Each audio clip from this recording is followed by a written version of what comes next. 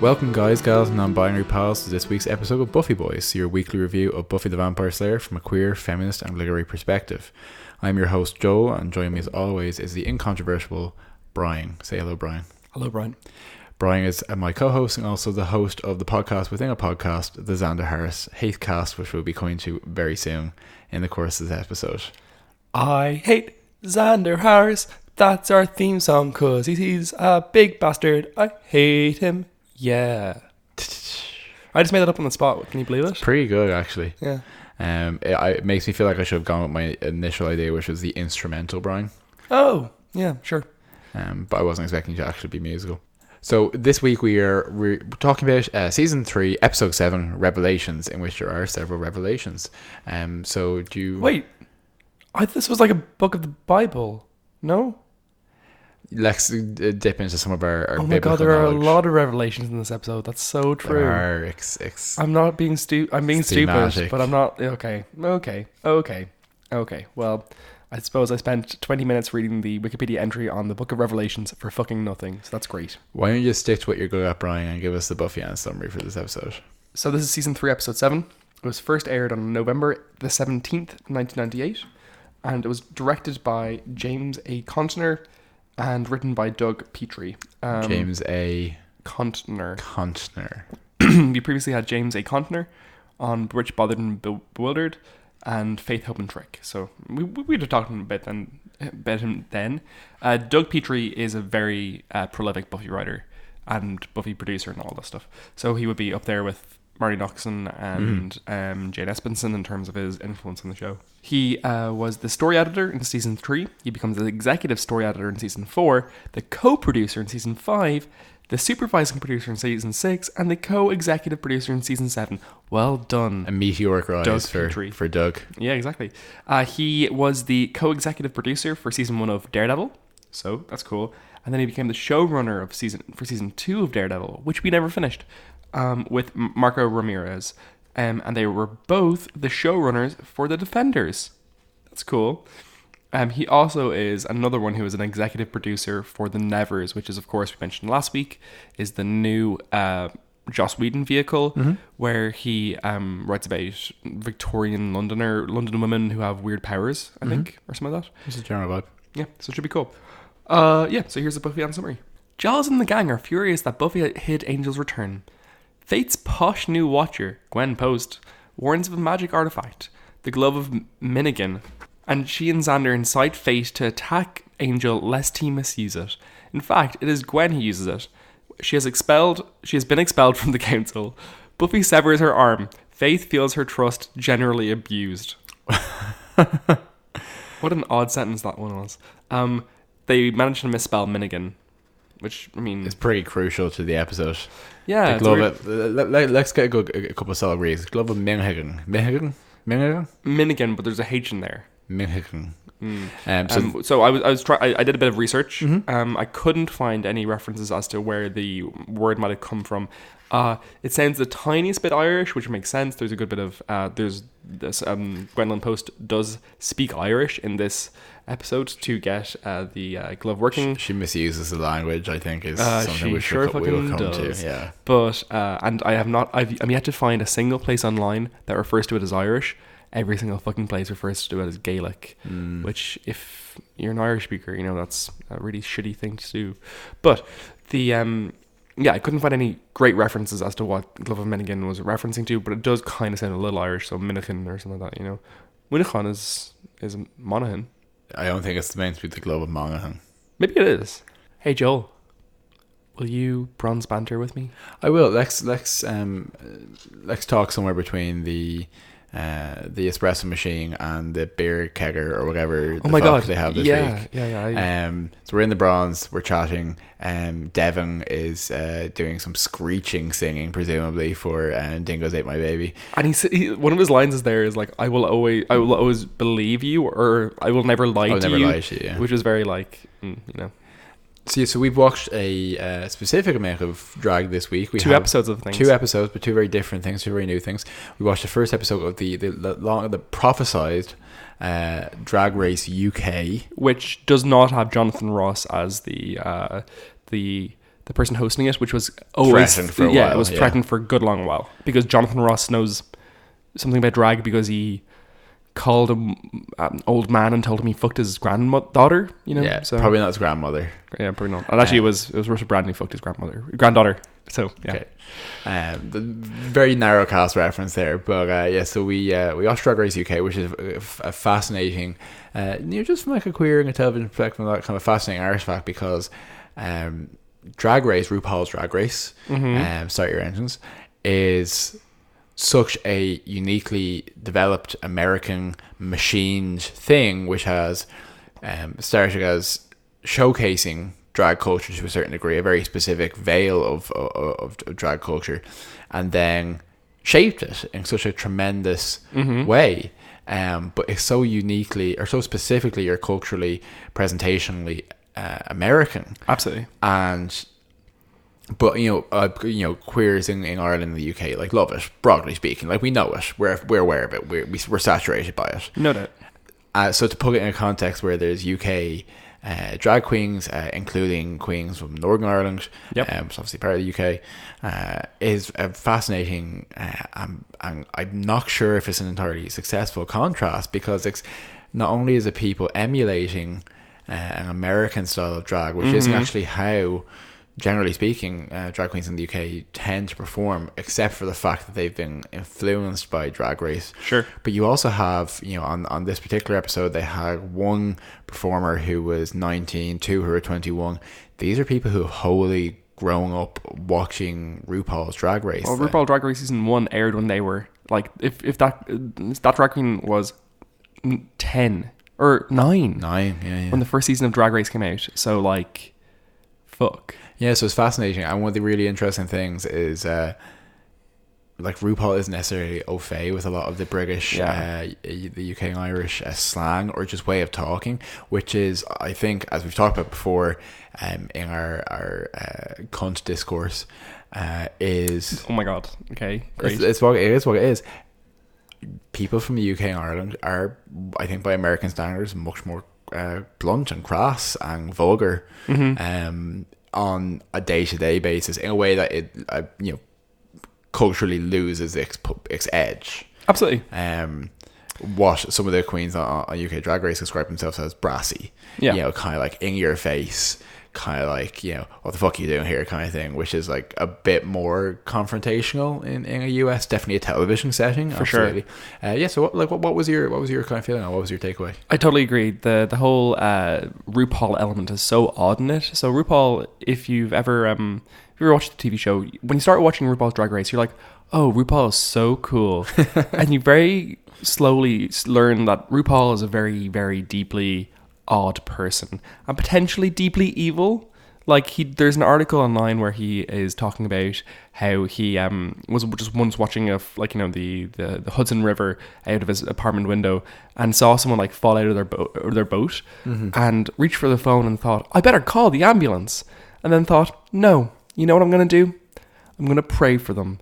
And the interviewer notes that RuPaul does not say whether the man lived or died. Yeah, send him positive energy. So it's just like a very odd person, does not know how to deal with when he's being like, not upstaged, but being like gotten the better of. So there are points where he's just laughing and he does not know what he's laughing at. And the people around him are just like, what's going on? Because he can't necessarily understand the UK slang. He's the butt of the joke, or at the very least the underinformed one, and it's very like the Emperor's New Clothes. He doesn't enjoy that. So you're trying to mash together, it's very recursive, you're mashing together two kinds of culture, queer culture, that don't necessarily fit together, except that they do because they've infected each other to a certain degree. And the whole episode, so that like the whole premise was about God save the Queen, and was like very fixated on Queen Elizabeth II, which feels like not a thing that from a US perspective you can bring and make UK people do. Yeah, I mean, like coming to the UK and being like, do the Queen, just do the Queen for me. It's kind of like, that's a bit odd. But because the Queen is like this weird mythical figure for people in the US, but people rarely see people don't see the Queen as a comedic figure. They see her as either like deeply reverential or just like a silly like element of culture. They don't tend to have it in between. Whereas RuPaul was like, lol, the Queen is so funny. Do you know who the Queen is? The Queen is someone you wouldn't do on Snatch Game and Drag Race. No. Because you can't make her funny. Because people either respect her or revile the royals and are anti-royalist and Republican specifically. But like, there's no element of funny to it. Mm-hmm. So it's odd. I'm interested to see how it develops. But I felt... Graham Norton's going to be on it, and he's an Irish man, and he's not bad. Yeah, he's pretty good. But a friend of mine who has never seen Drag Race said that one of the things that they were concerned and why they never watched it is because they're too empathic, and they see these people who clearly have kind of, you know, potential anxiety issues, self-esteem issues, potential mental health issues, putting compromising situations. Yeah. And weirdly enough, Drag Race is one of the few shows that is like, it's probably the show that does it the least because just queers are so self-aware. And when they're doing these things, they're like able to show specific things to the camera and control the narrative to some degree because they're so highly aware of the narrative of these shows. So I mean, like, unlike you get like if you go on America's Next Top Model, Tyra Banks is going to make a fucking fool out of you.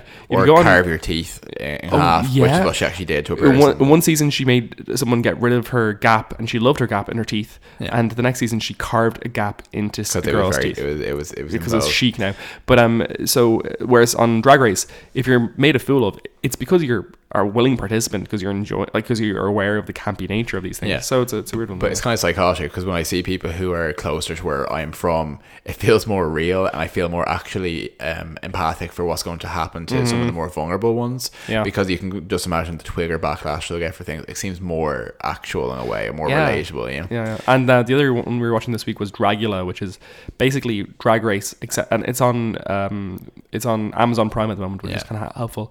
But it was originally on YouTube, and it is Drag Race except horror. Yeah, it's like, you know, it's the antithesis. It's a reaction to it. It's horror, but it's not camp, or it's not cheesy. Yeah, it's not family friendly. It's very adult focused. It's very raw. It's very involved. It's often very bad. It's quite challenging in some ways because it can often involve kind of a lot of the like genuinely disgusting food stuff. Boggy.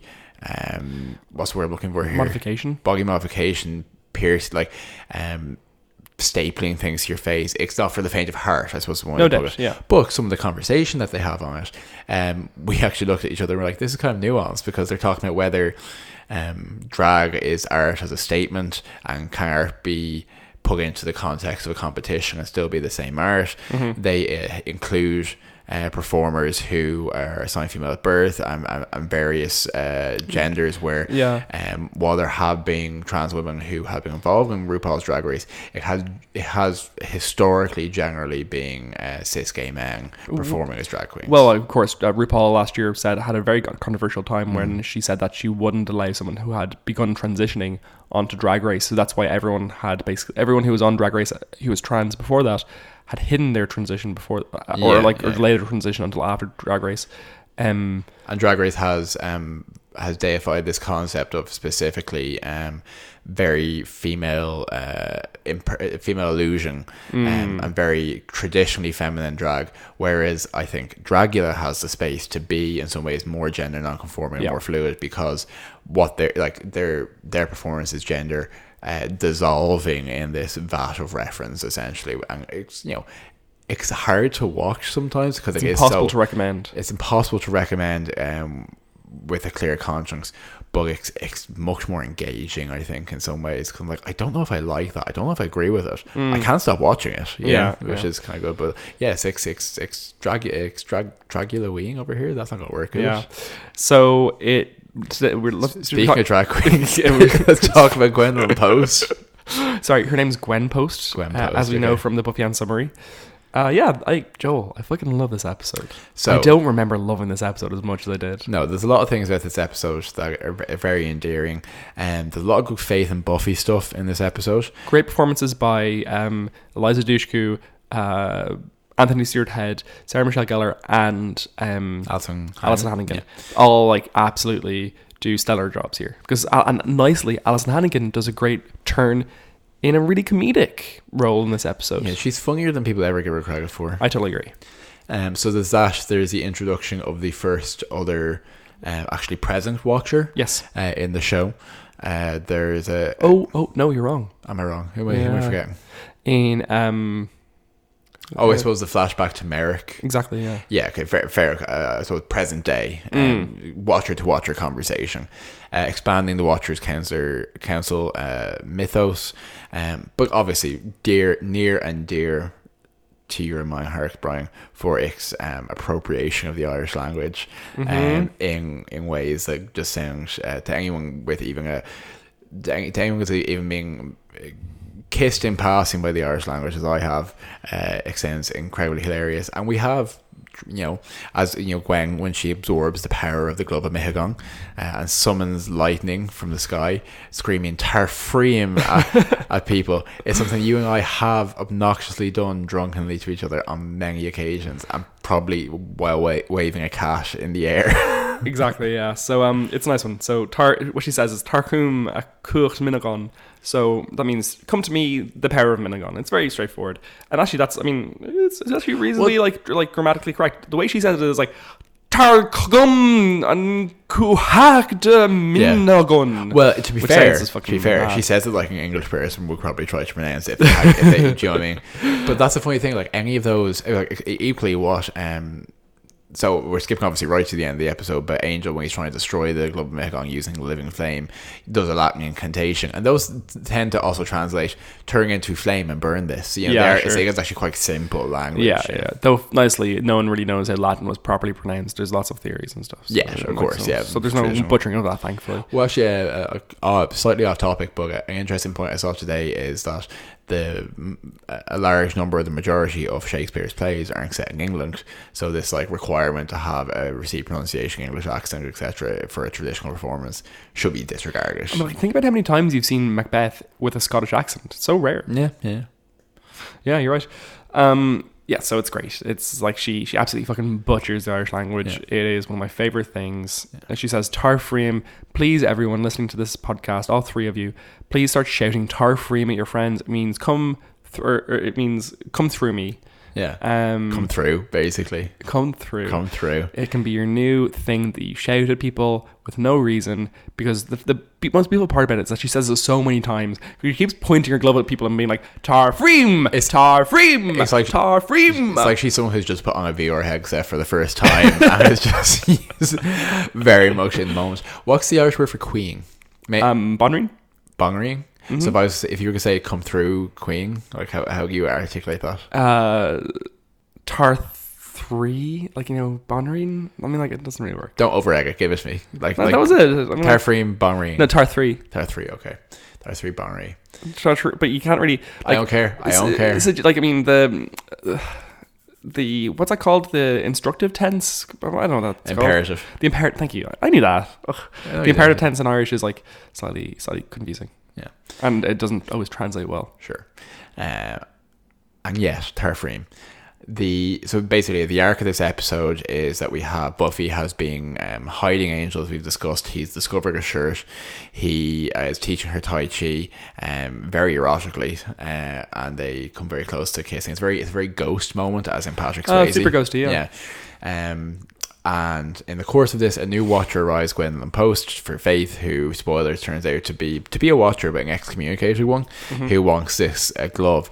And an element of this episode you and I completely forgot, because it is quite superficial, is there's actually specifically a demon who is looking for this glove as well. He appears...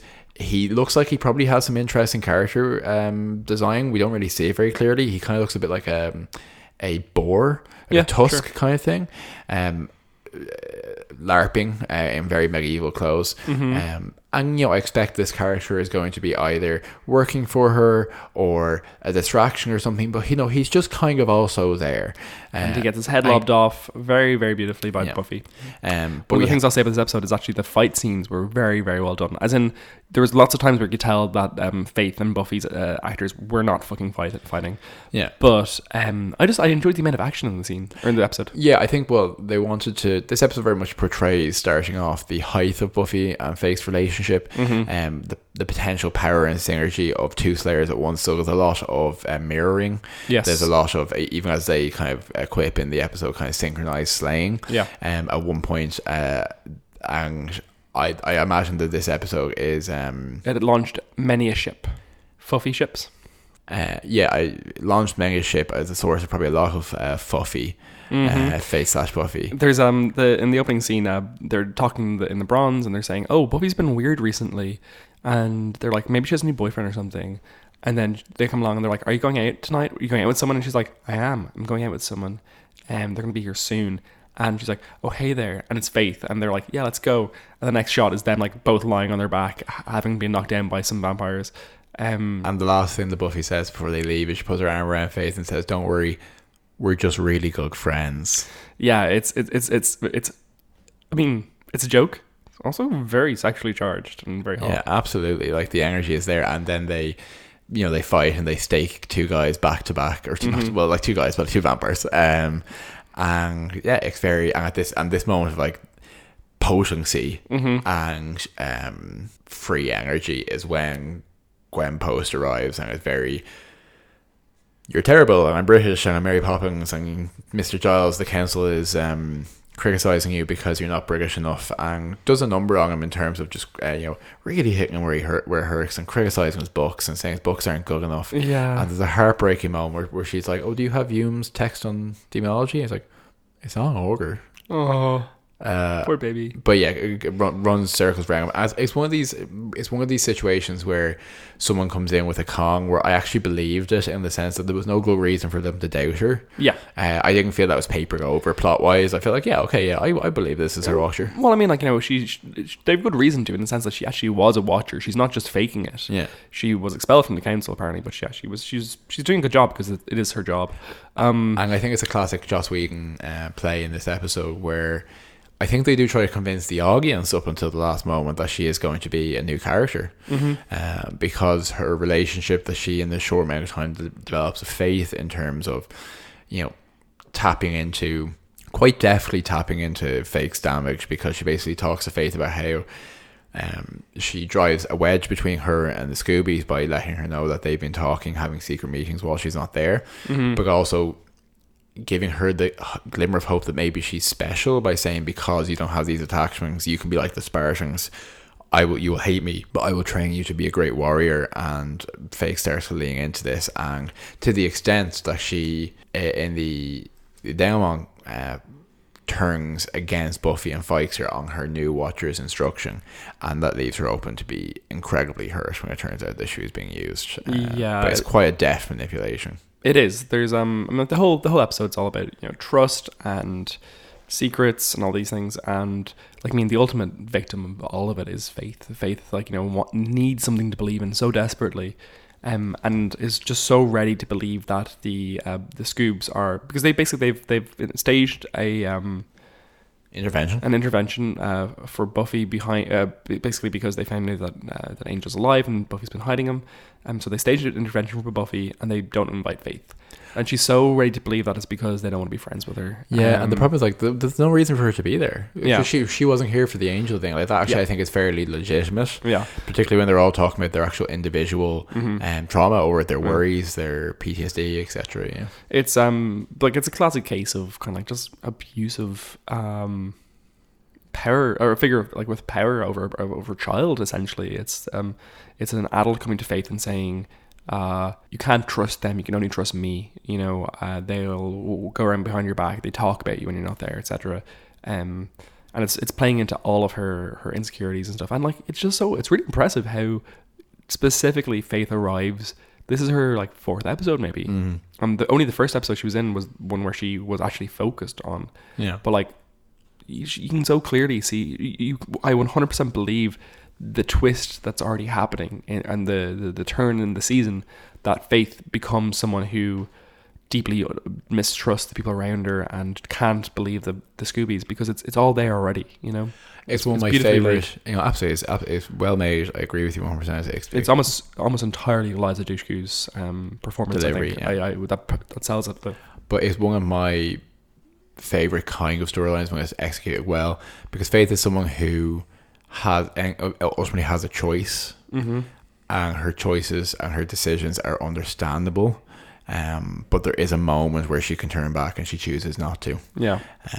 And I find that when it's done well, really heartbreaking. And like obviously this kind of abuse and deception in this episode leaves her more open to the mayor and more distant from people who could pull her back, which is a recurring thing in Buffy over 7 seasons, which is people not taking the help that they need when they need it. Yeah. And that obviously contrasts with like Angel explicitly taking the help and being very like I think more than we really often discuss, we have to look at Angel pre and post hell. Yeah. And I think he just come back a more focused, more contemplative, less daring do, cryptic, mysterious kind of guy. He's just a more meditative He's a character. sadder guy, yeah. He's sadder, absolutely. He's never as kind of smirky as a fundamental presence, but it leaves him willing to take Buffy's help and try to rebuild a bit. But in terms of Xander Harris hate cast, this comes apart because Xander, while trying to run from the guilt of his own infidelity, stumbles upon Buffy and Angel in a moment of ill-advised passion, creeps on them through the window, tells everyone. First of all, after creeping on them through the window, so he sees Angel in the woods. Angel's going to get the glove of Mexico. The glove of Minigan, and he takes out a stake. He goes to kill Angel. His first instinct is like to follow him and try to kill him, and then when he sees Buffy's with him, is like, oh, I can't kill him now. I'll tell everyone about it. Yeah, and when this intervention comes about, Xander very much feels like he has the right to lead the intervention along with Giles. Like he stands up and breaks her. He talks about what's going to happen when you give your demon lover a happy. Oh, it's disgusting. And he again in front of Giles, like Buffy is probably not the best choice she could have made, but it's totally understandable. And she's trying to explain herself, and Xander says, are you going to be there to protect everyone like you were with Miss Calendar? Yeah. Giles is standing right there. It's not necessary. And like to suggest that Buffy didn't feel, or like he kind of suggests, I think he says at one point, like, we had to clean all that up. Yeah, we clean up your mess, essentially. What does Xander do? Yeah. And also he says, like, are you like, will you actually put him down this time? Where you couldn't even do it the first time. I was like, she did. It was horrifying. He absolutely does do all that. He's just a scummy guy in this episode. And he 100% justifies how Buffy feels to the season to this point. She should have been hiding Angel, I think. Yeah. Not from Giles, from everyone else, certainly, because as far as she knows, like, the last thing that she knows about her friends and Angel is that is Xander coming up and saying Willow says kick his ass. Yeah. So, I mean, like, and she's like, if they know that Angel's alive, they'll want to kill him. And that is literally what he does. Yeah, and he performs this very toxic kind of thing of going angrily playing pool in the bronze, running into Faith, being rude to her in the course of explaining that she was left out of things, confirming her fears and that Angel's still alive. He specifically manipulates her, and he sets Faith on Buffy. I would suggest that, like, what's happened to that point could 100% be like reestablished, and Faith could be very easily taken back into the fold if it's explained to her kind of what's happened here. Instead of doing anything like that, Xander stokes her fears and to get her to kill Angel. And specifically to go and fight Buffy. Like, Xander, but like this. So I would say that Xander is the cause, because this is the beginning of the end for Faith. This is the beginning of Faith losing her way and becoming part of the rogue, part of the problem for the season. And I kind of blame Xander, not blame Xander, but I see him as the catalyst in this episode. He pushes her towards it, Well, see, this is the thing, is like he is exactly the model of the problem that he constantly claims Buffy has, which is why he's so angry about it, because it's a reflection of his actual behavior. He puts people at risk because he is angry and wants something, has feelings about something, and consistently, which is why it's a contrast in this episode when they find Giles. And Xander wants to stay with Giles because he, surprise, Giles gets knocked out again. But he wants to stay with him and is worried he could be seriously injured, and Faith kind of leaves him behind to go and kill Angel. I was like, what's missing here? Why am I confused about this? And it's because usually Xander fucking off to do something else while other people are staying to take care of the situation, driven by whatever, whim he has at the moment. So like he Morgani one, and he's in the middle of cheating on his girlfriend. Yep. While he's on this high horse. Do you know what I mean? Like, it's all very evident, but like he talks a lot about like how she could keep this a secret from them and how horrible it is. And like it's really funny because he and Willow perform exact opposite reactions. So he feels guilty about something, so he reacts angrily and tries to deflect attention, and Willow uses that to try to be empathic towards Buffy. So one of the really nice things about this episode is that Willow is actually just very genuinely tries to be there for Buffy. She's like, she kind of almost periodically suggests that they're doing an intervention and says, we should all be using I sentences and etc. And then when Buffy asks her, are we okay? Willow's just like, yes, absolutely. You're my friend, and you need help with this difficult thing. I'm 100% here for you, and I love you, etc. And there's a layer of like, lol, because she's actually has a secret that she's hiding. But like, that's actually not it though. Yeah, but I mean, like, if Willow's like reaction to feeling like guilty about something is to try to help someone and try to understand their situation, that's kind of a good thing. One thing I'll say about Xander is that once again, he's taking matters into his own hands in a way that jeopardizes the people around him.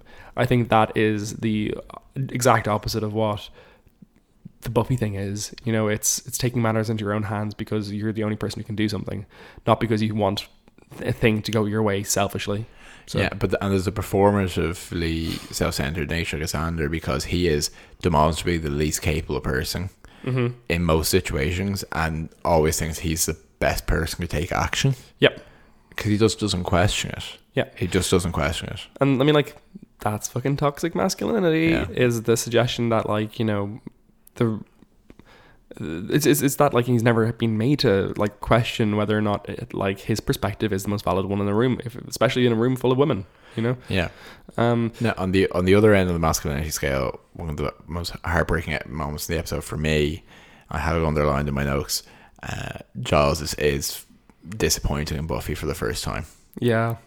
Because after he's not angry. No, he mitigates this conversation.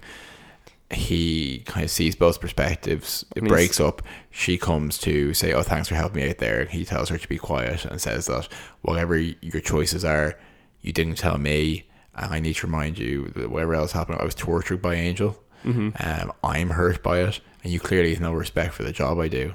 Yeah, and it's really sad.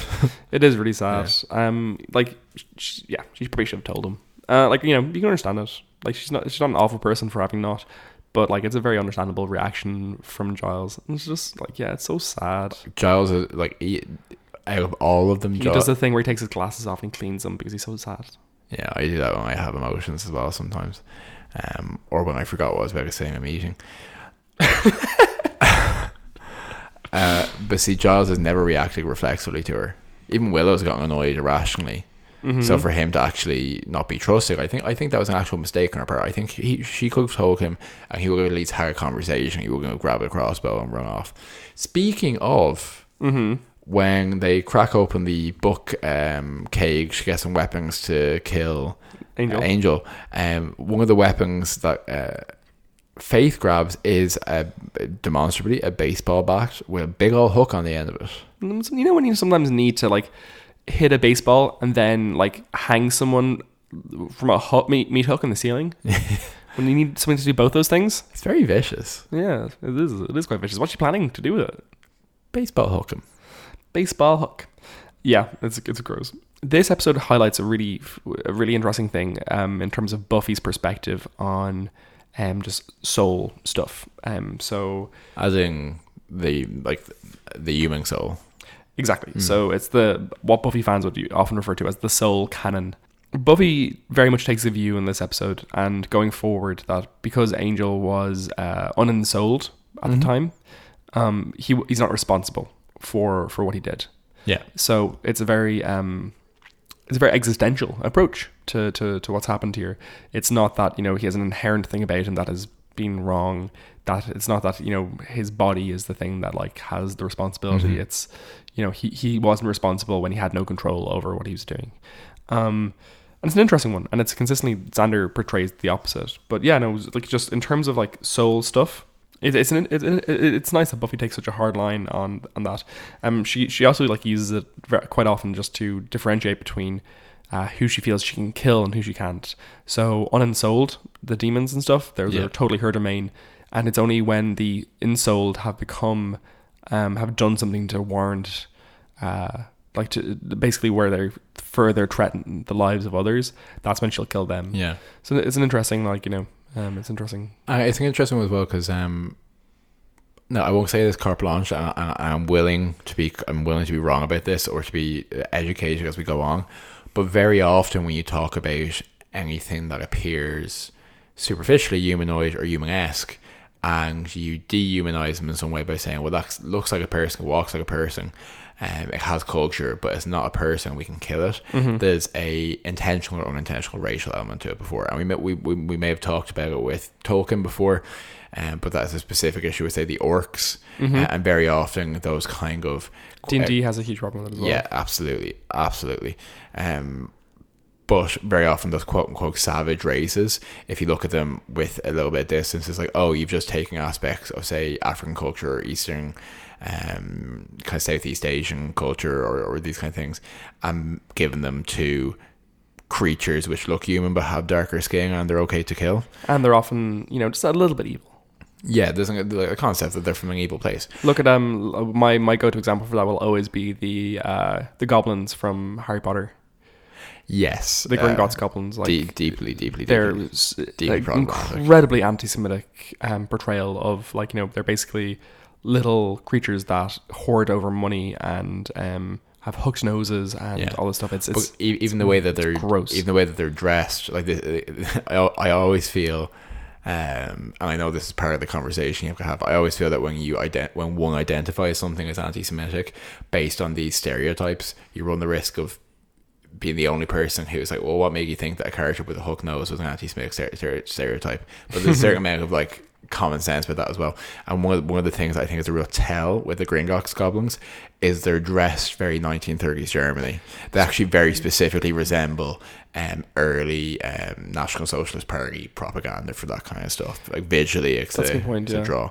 But my point, my slingshot around the song is that not really an issue in Buffy. Buffy absolutely has racial issues and racial weaknesses in its discourse that we've talked about, but its monsters are very rarely coded in that way. And when someone is unensouled, like if nothing else, the vast majority of vampires present a very white, a very European, quite middle class as well. Quite middle class, exactly. But even their demons are such a mix of unique, semi-actual monsters, or if they are human-esque, they don't really carry a lot of cultural identifiers. Mm-hmm. Like I really think specifically the demons. Sometimes they're just like, sometimes writers just didn't know the cultural identifiers that think around them. Like they were painted reasonably plain at times. Yeah, like divested to some degree of culture, which is actually quite unusual in fantasy. So I think that's a positive. I think, as I say it does actually.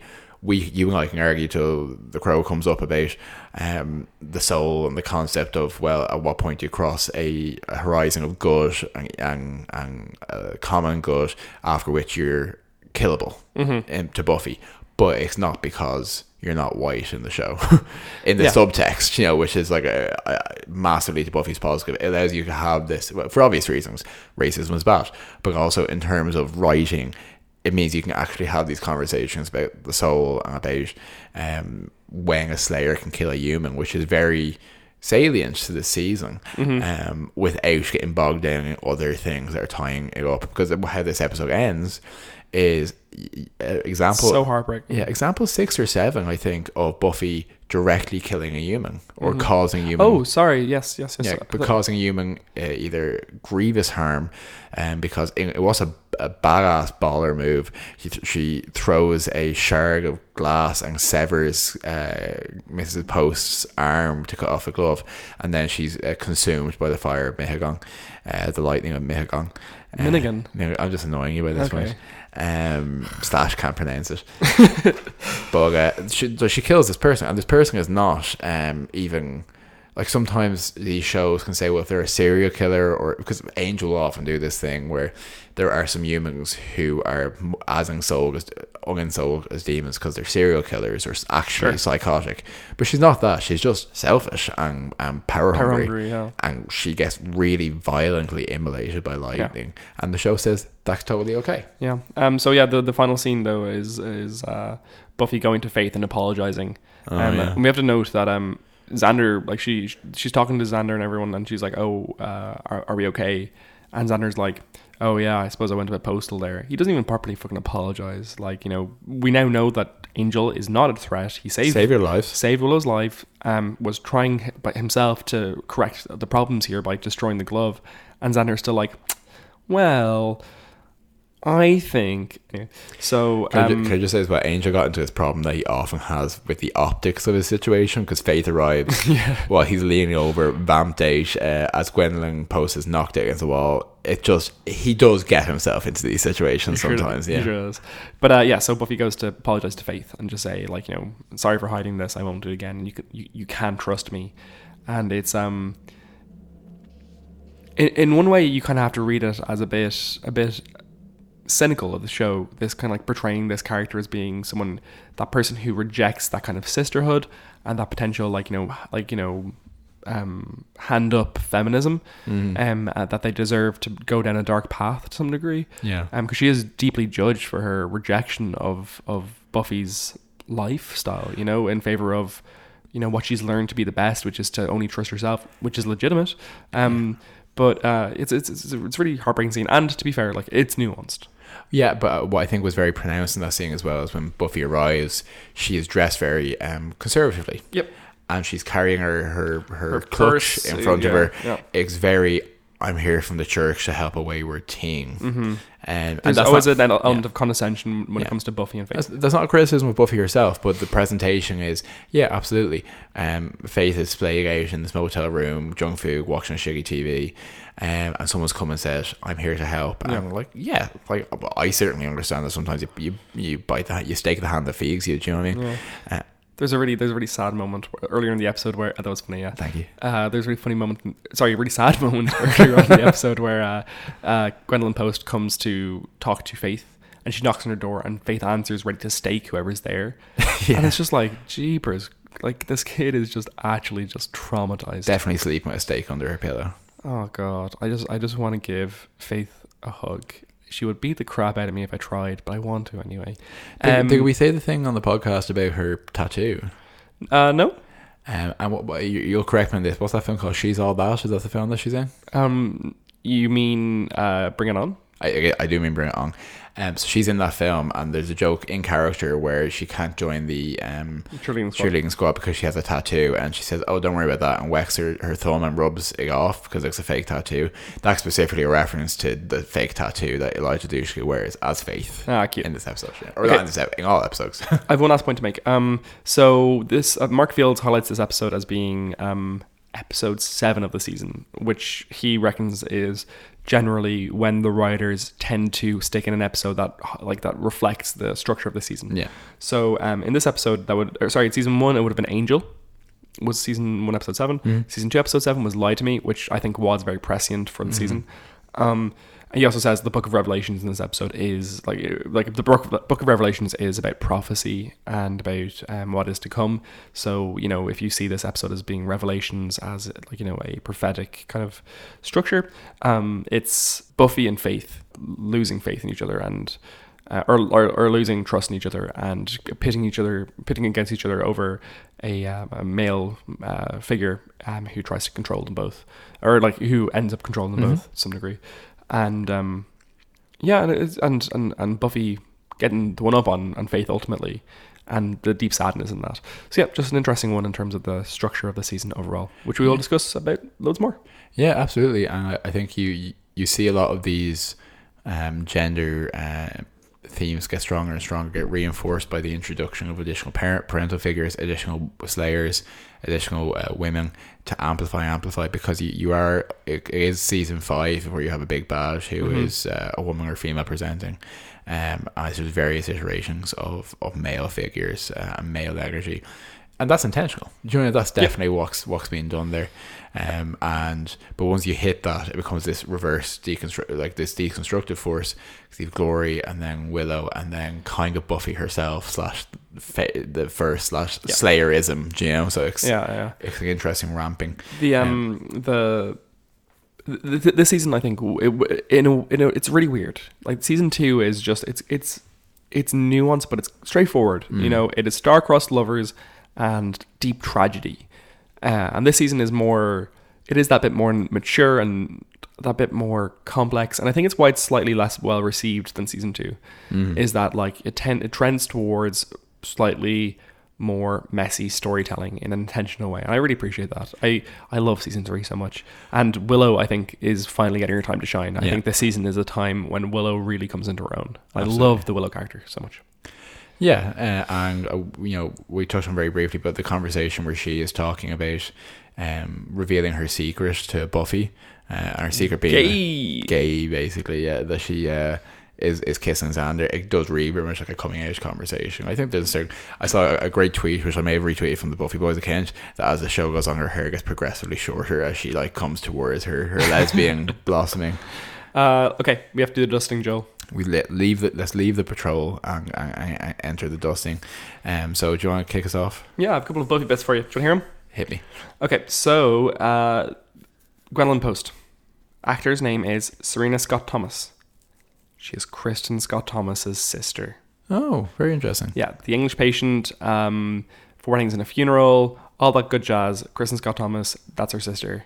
Never knew that before today. Thought it was fucking fascinating. Can you see it? Yeah, definitely.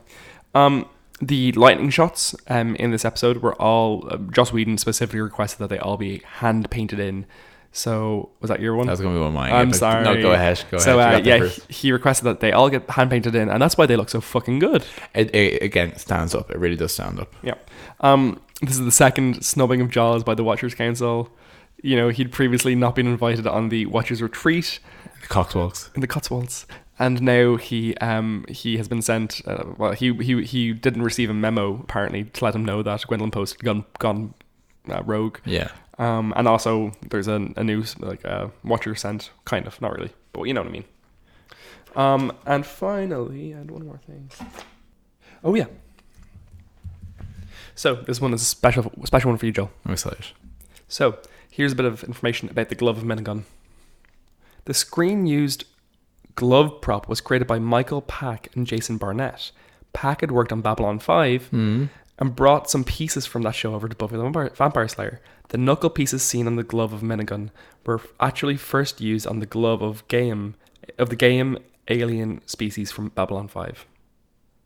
How upsetting is it to you that I know exactly the glove you're talking about? Oh, I'm in no way surprised.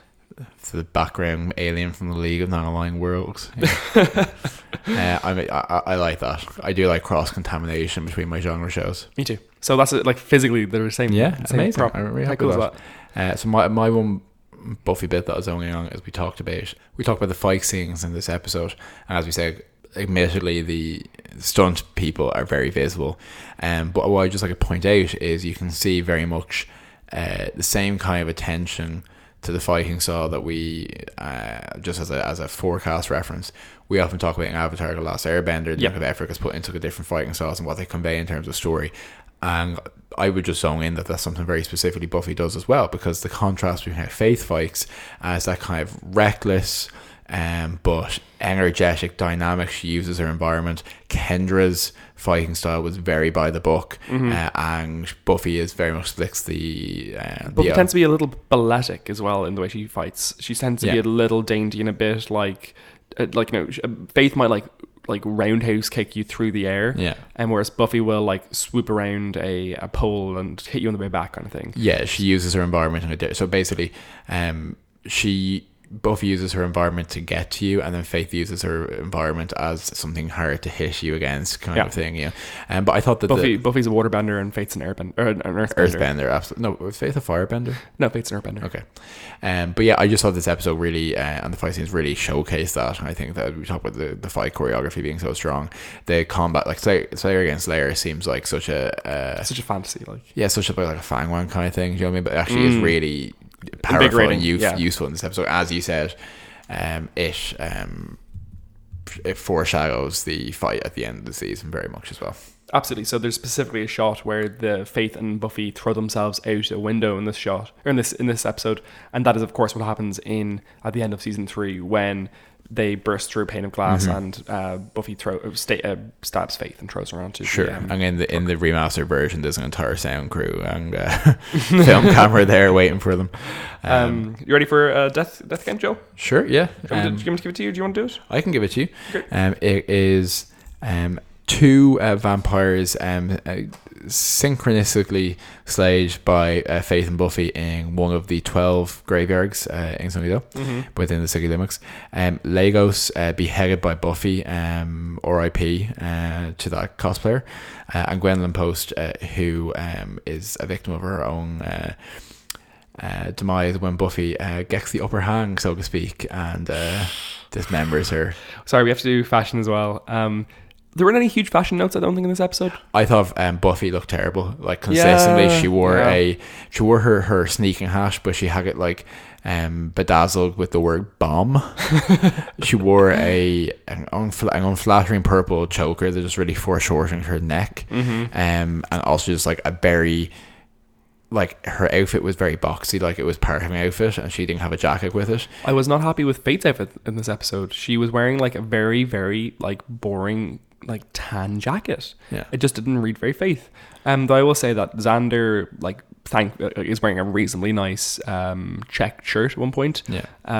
Oz, I think, has gotten a haircut that looks quite nice, and Willow is wearing quite a nice like sheer blue blouse at one point. Actually, it's not blouse; it's more like just a top. And it actually looks very pretty on her. It's actually quite similar to what she starts wearing in seasons 5 and 6 and stuff. Yeah. I think it's an important point as well that, like, very equal opportunities is never about commenting on people's appearance or anything like that. It's just about criticizing the ridiculous choices they make. Exactly. Because it's very, like, the outfit Buffy was wearing, particularly in this episode, looks like she has she just a randomized sim. Like, she just put, like, different parts of a costume box on. Actually, remember that show Mr. Ben? Do you ever watch that? No. It was about this guy who every day went to a costume shop and put on a different... we definitely talked about this in Halloween. Yeah, different bits from the box, and then went out the door having a bench. I got real Mr. Ben vibes off her in this episode. How mad is it that it's been a whole season, so 22 episodes, 22 weeks since we watched Lie to Me? That feels like yesterday. Halloween's coming from real life as well, so we're nearly kind of synced up with that. Beautiful. So what is your Joel rating out of 10? Sure. I will give this episode 8.3. Projectile glass sharks out of 10. Beautiful. I like it. I have affection for it. I love the Irish stuff. I love the Watcher Council lore. I think Faith and the Buffy stuff is really engaging. The Xander stuff is real distasteful, but I don't think it's out of character, to be honest. I actually think consistent indeed. And it's just enjoyable. It feels like it made me feel like I was watching like an Indiana Jones. I'm just like watching a good adventure story. Yeah, very similar to Homecoming in that way. Yes. I'm actually going to go a bit controversial. I'm going to give this a 9.0 Twinkies out of 10. Okay. Yeah, so I just find it so fun. I found it had very little to criticize there, and the camp elements really elevated it. The like really wildly differing like character development from the different characters. You have Willow performing her thing. You have Xander doing his shitty thing. You have Angel coming back into the fray. Faith exploring her very deep psychology, Buffy and her guilt, and Angel and his like what's happening with Angel in terms of his soul and his like, you know, trauma, and then Giles and his like very deep trauma, both from being tortured and from losing his loved one to this person who's come back. It was just nuanced in that way. It wasn't hugely thematic as an episode, but I found it really, really successful. Cool. Yeah. Live your truth. I fucking liked it. Okay, super fangs. So thank you for listening to this week's episode of Buffy Boys. We appreciate you. So if you enjoyed this episode, let us know. If you want to follow us or recommend us to other people or give people our information easily in a mobile ready form, you can go to buffyboys.com, powered by Squarespace, who did not sponsor this episode. You can get us on Twitter at Buffy Boys, on Facebook and Instagram at analogous linked accounts. So Instagram is Buffy Boys. Buffy_boys. Buffy_boys. God damn it. Buffy actual boys. And if you are feeling extra kind, if you could leave us a review on iTunes or Stitcher, Podcatcher, whatever podcatcher you use, my understanding is it's really useful, but also just really nice. And if you give us a review, if it's hilariously bad, we'll probably read it out. Speaking of, there was one guy who wrote us a review on Facebook, which was really nice of him, and he was like Brian, I have a really bad memory, and I was like, excuse you? I'm surprised you remember that one. But if you give us a good one, it's actually just really nice, and we're like, oh, and it kind of makes their day, and we'll give you a shout out on the show. But yeah, be sound, do that. But otherwise, thanks so much for coming along. Thank you. So this is episode like 42 or some crazy shit like that. Yeah, this is what we've done. Oh my god. With her. Oh my god. Imagine if any of the other wild plans we had at 1 o'clock in the morning where it's like, Joel, we should just do a Buffy podcast. We should just start a dog. We should just go get a dog now. No, we should start a dog daycare. Let's do dog daycare. Yeah. That's just what we do forever. There was one of those conversations where I told you I wanted to start making my own candles. So I think this is a more useful development. But yeah, so tell your friends, tell your betraying mother figures in your lives about Buffy Boys. And we will see you next time with what episode, Brian? We're going to watch Lover's Walk, Spike Returns. Oh, exciting. I do love me some Spike. Okay, great. So see you next time on Buffy Boys. Okay,